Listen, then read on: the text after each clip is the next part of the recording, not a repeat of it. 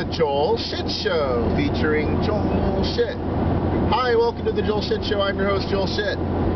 So I'm driving to San Francisco to the Buccaneer. Gonna watch the New England Patriots play the Baltimore Ravens, and I've got my Julian Edelman jersey on. Probably the first person in the country to own a Julian Edelman jersey, and now everybody's gonna have a Julian Edelman jersey. There's even a Julian Edelman baby doll t-shirt on eBay by the guy who sells baby doll t-shirts for all the big NFL players. He put a Julian Edelman one up, and I'm sure people are buying it, and that's fine. It doesn't have any NFL affiliation on it. It just says "Got Edelman?" ? And then it has an 11 underneath. You know, he's just got a printing press in his garage, and he can put in whatever name and number you want, and he charges $18 for it with shipping, which, you know, it's quite a racket. I don't think it pays his mortgage, but, you know, it gives him something to do.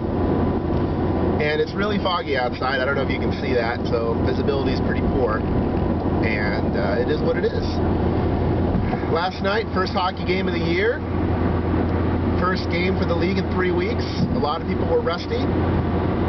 I don't think that I was really rusty, and I don't think that donating blood Thursday really hurt me. But I will tell you what did hurt me, and that was getting hit in the collarbone with the puck in the second period of the second game.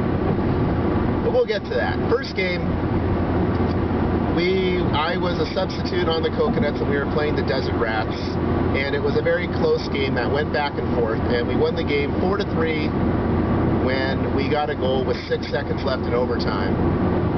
I was a +1 in the game. I was only on the ice for the first goal that gave us a 1-0 lead. Most of the excitement happened when I was on the bench. In the second game, so remember, I got traded in November or December to the second place team from the last place team. I'm a Pharaoh now. I always say Christmas tree, then I forget the team is actually the Pharaohs. Their jerseys are red and green. That's why I call them the Christmas trees. Because you can't just call the team Christmas, and even though Christmas trees aren't red and green, you know, you gotta call them something. So,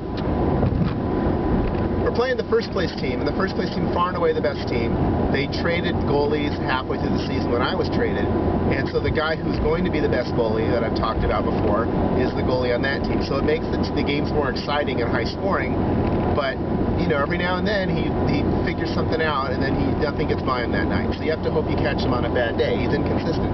So he's moved on from the stage where he's new and he just sucks to the flashes of brilliance inconsistent stage, you know, and then 2 weeks in the playoffs start, that's when he stands on his head and turns into ultimate goalie. Yeah, I'm not really happy about that either, but, you know, what are you going to do? So, we go out there and we score 2 quick goals to make it 2-0 in the first, and everyone on the team relaxes.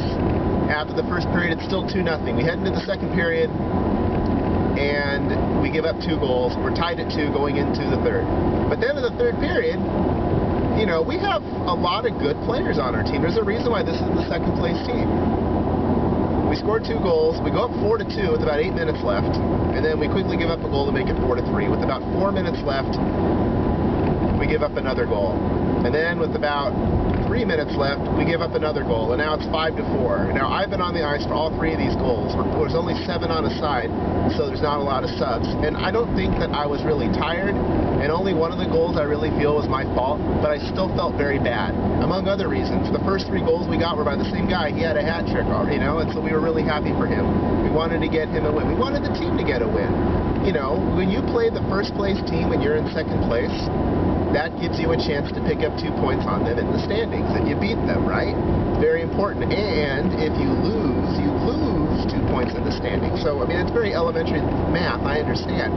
But, I mean, it's a very important game. If you lose to another team, and the first place team loses, at least you broke even for the day, even though, yes, you had the opportunity to pick up a couple of points, even if you didn't do it. All right, fine.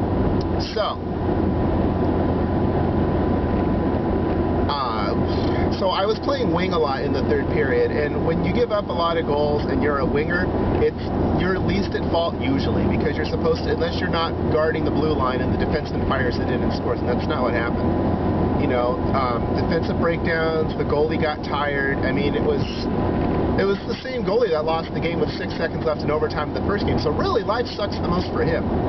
Our goalie couldn't make it tonight, so we picked up that goalie. in the second game, and he did a good job for a while, and I just think after playing 2 games, he just got tired of playing, and it's not his fault. I mean, 120 minutes is a long time to be a goalie. So, I'm not really upset at him. I'm upset that we lost the game as a team. And, you know, playoffs start in a couple of weeks. We're pretty much locked into the 2 seed anyway, so I guess it doesn't matter. But, you know, you want to win. You don't, you know, you're not the Indianapolis Colts. You play to win, right? So anyway, I'm a little upset about it. I had a ton of scoring opportunities, and I didn't do shit with them. I had some good shots. Sometimes the goalie did a good job. Other times I shot poorly. I played pretty well for the most part. It feels like in the 3rd period of the second game I didn't play very well because we blew a 2-goal lead and lost the game. But I think that was more on all of us. I don't think that was just me. And, you know, I'm always talking about how I should have done this or I should have done that.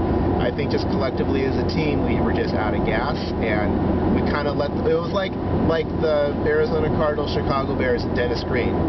We let them off the hook. They were who we thought they were, and we let them off the hook. So, you know, better now than in the playoffs. Let's get this shit out of the way. I mean, that's what the Colts probably said. Let's get this losing out of the way. We'll find out next week how well that worked for them. So I did watch real NFL. I was very excited about the Jets and Bengals. I like the Bengals better than the Jets because the Bengals are cats, but I do like the Jets because they're green. And I was also excited about the Jets because the punter didn't play, and the place kicker, Jay Feely, had to do the punting. And I haven't looked at this yet. I'm going to look for the NFL replay. I didn't think about it. NFL Network replay. I didn't think about it when it was happening. But on a field goal attempt or an extra point attempt, who was the holder? Is the punter normally the holder on that team? I don't know.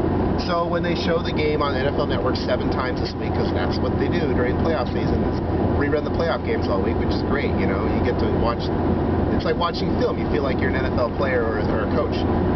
So, you know, who did that? Or, you know, I don't think he kicked extra points Doug Flutie style where he just, you know, drop-kicked it. You know, I'm pretty sure that's not what he did.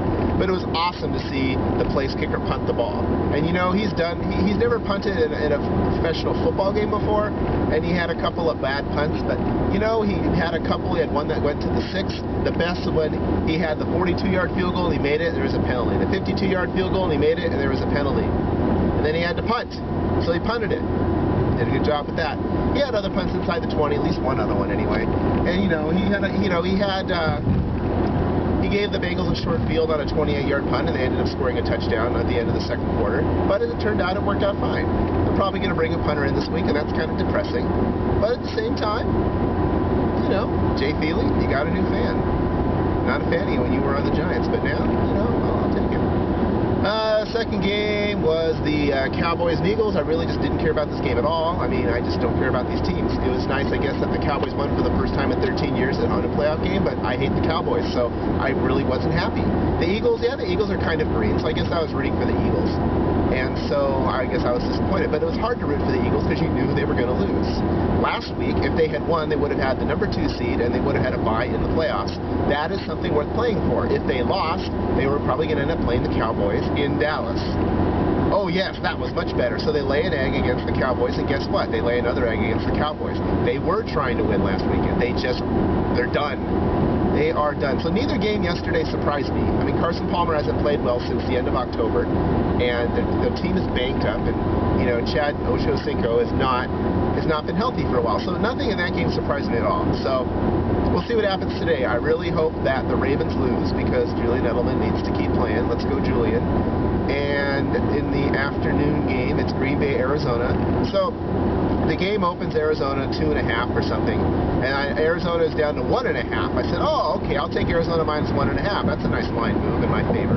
Well, the money continues to pour in on Green Bay all week. Green Bay looks like they may close a 3-point favorite. They're probably going to close a 2.5-point favorite. That sucks. If I waited, I could have taken Arizona plus the point. So as long as the game's decided by a field goal or more, it's not going to make a difference. But I feel kind of silly. I truly do. Alright, I gotta make a decision here. That guy is not slowing down. I'm gonna go over here. I don't want someone passing me on the right, because that means I'm not doing a good job as a driver. Okay.